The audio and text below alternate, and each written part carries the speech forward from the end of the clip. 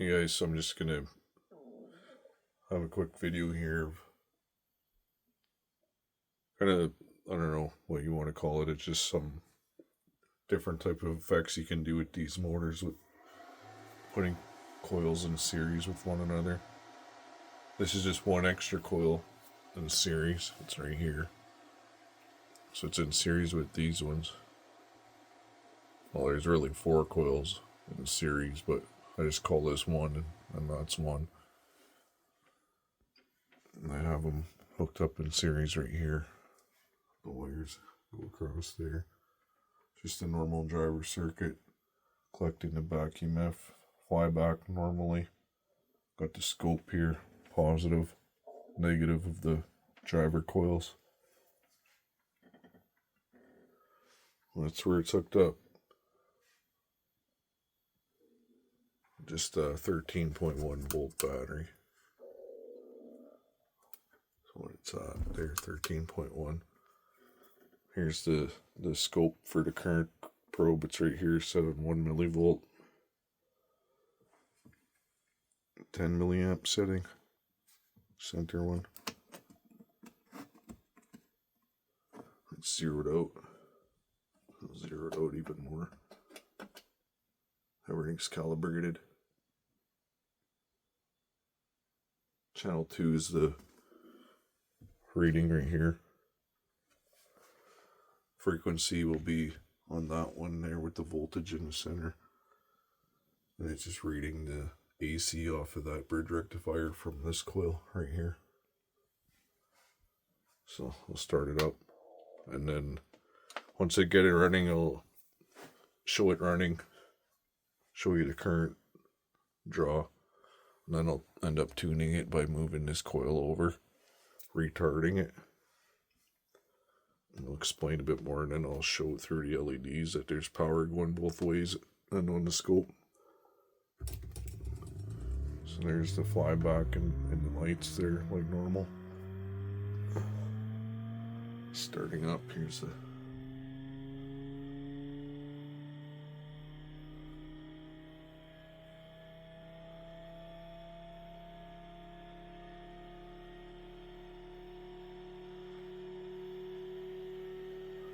so this area here is a center line where it's 0. Anything below that is current going into the motor. Anything above it is current going back into the battery from the motor. And you can see it rising above that center line there now. I'll pause it to get a better view of what's actually going on. This is the signal going into the motor, voltage. This is the current. This way though I have it inverted. So the bottom part is going into the motor. This is going back from the motor to the battery. And that's the current right now, which is pretty far off. Like, these gauges aren't very accurate to what's actually going on. This shows you right here, VB 54 millivolts. So that's 540 milliamps to the bottom right there. Right, so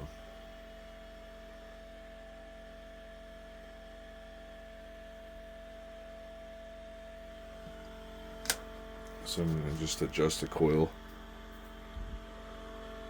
And there's the frequency, 221 hertz. So when I do this, the power level is going to drop. You can see I can even make it go negative. And put it back right there. And the motor's slowing down, but the current has also dropped. Flyback is still there, it's not as strong.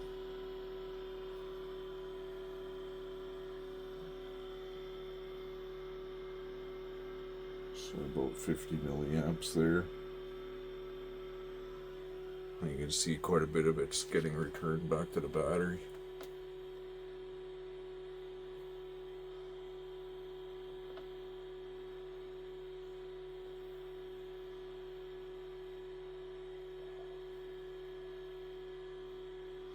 So not, yeah, this too I forgot to say is the center line is up here where the 2 is. Anything below that is the flyback. And this is the signal going in right up here. This is the power, the flyback.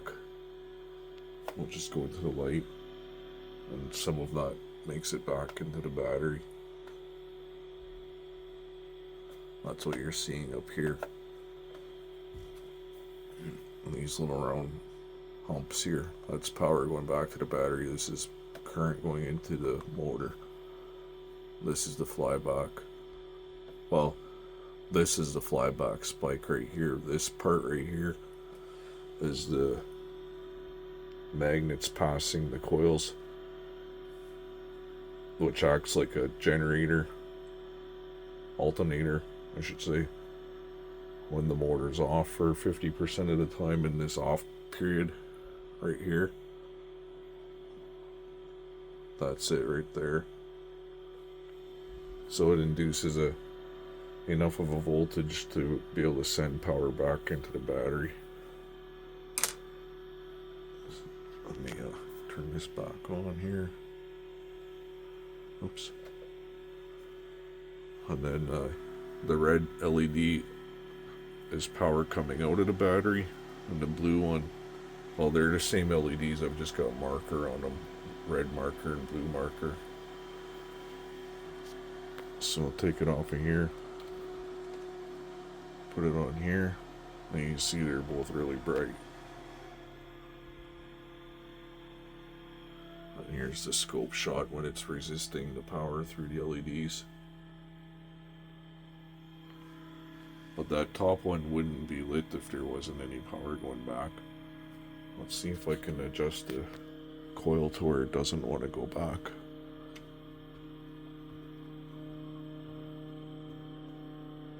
I'll end up blowing the LEDs if I do it wrong.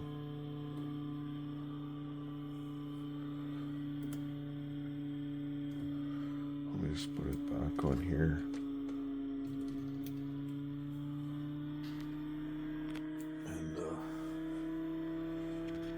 I'll do this real quickly. I'll just put it back to a parallel connection, and all I have to do is move this wire over. The wire can do it while it's running.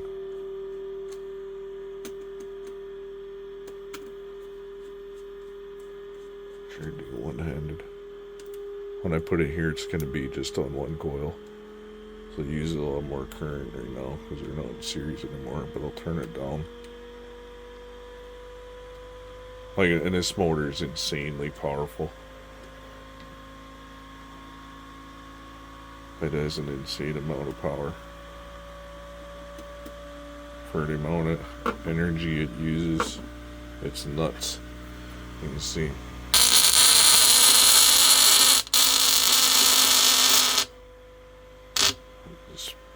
You don't want to try to stop that one with your hand.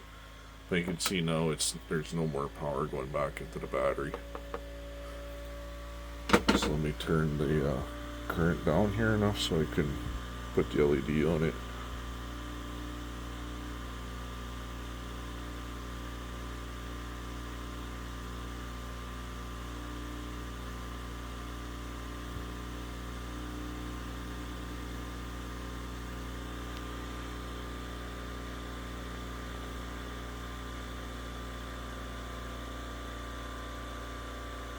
Where as it's slowing down, it puts power back into the battery because it has momentum. Let me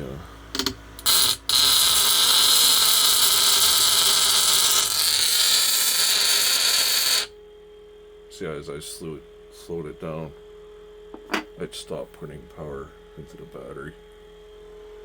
That was just the momentum of the rotor able to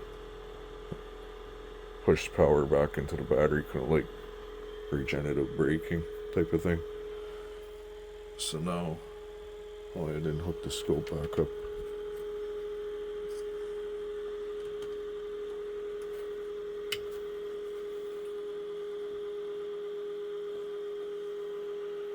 And it hit some weird frequencies where it does this stuff. Watch what it's doing there now.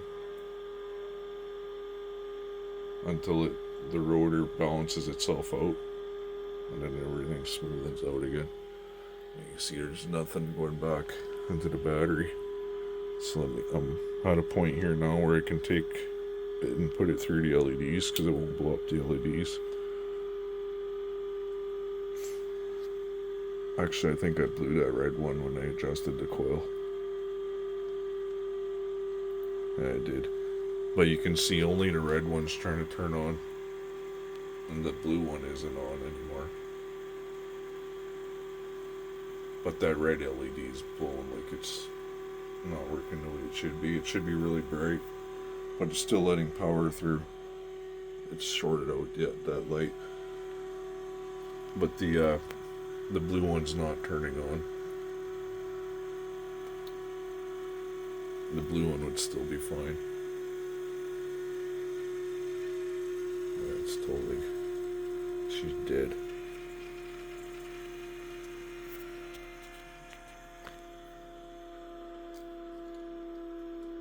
Let me just go see if I got another set of LEDs. I'll be right back. Yeah, I had some, so I just put them on here. There's the ones that are no more good.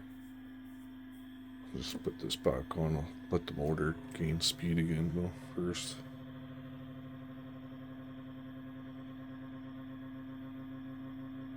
It's doing its thing there again with the frequencies.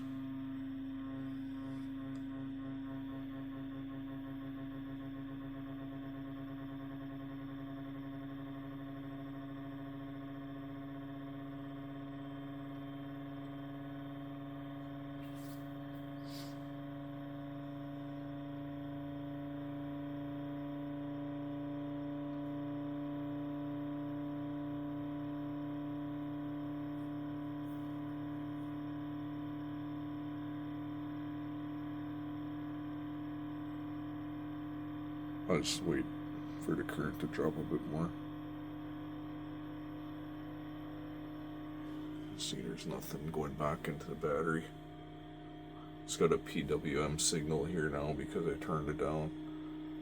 See, it's pulsing it.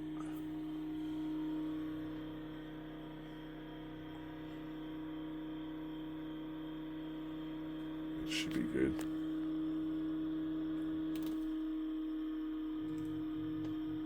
See, you can see how bright that light is. It's doing its thing there with the frequencies. But there's no blue one on. No power going back in. I mean, just I fried that LED too. It's just too much current. It's got to be around the 50 milliamp setting before it won't wreck these LEDs. I'll just flip it around to the blue side and show you that that light actually turns on too. Probably blow it too, but you'll see it turn on. See? That's the blue one. It does work. When power flows back into the battery, it turns on normally. So I just wanted to share that anyways. And another thing too, probably end up showing. I've never done it with any of these small motors yet. And I haven't even done this with this setup. I haven't put any of the coils in series like this with this setup. This is the first time I've done it in years since I've had my big motors. But what you can do with this is offset the motor to be able to backfeed into the battery with one of the set of coils that are in series. You have to have... What works best is to have... Like it all depends though. It's like if you have 5 and 2 coils, like 2 coils feeding back into the battery and 5 of them that are actually like 5 coils in total. You know, so you have 2 coils that are feeding back into the battery, offset, like retarded timing, and 3 of the coils that are driving the motor normally in like and properly timed and tuned to where they're not retarded, because the timing is really important with this effect. And the position of the coil, like having coils like at a, I don't know, equally spaced and equal to the rotor is not what you want. You can see how that one's offset, this one's offset, to get that effect. Like, this is the way it is when it's timed properly. It's pretty much right where it needs to be, right there, where the coils are working together. But you want to have them like this one retarded, and the more you retard it, the more you'll have of power going back into the battery, because you're still inducing the current through that coil, but you're able to send it back to the battery when you do that, because it's out of time. Like, that one's not being used right now, it's just this one that's driving it. But it's really interesting, and when different motors do different things. So I just wanted to show that. There'd be more of this stuff coming up. I've been really busy at work, so try to get you guys a video every week, but it's kind of tough right now.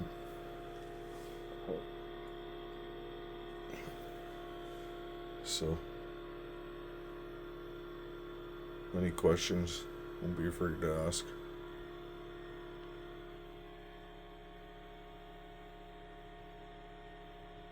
Anyway, thanks for watching, guys.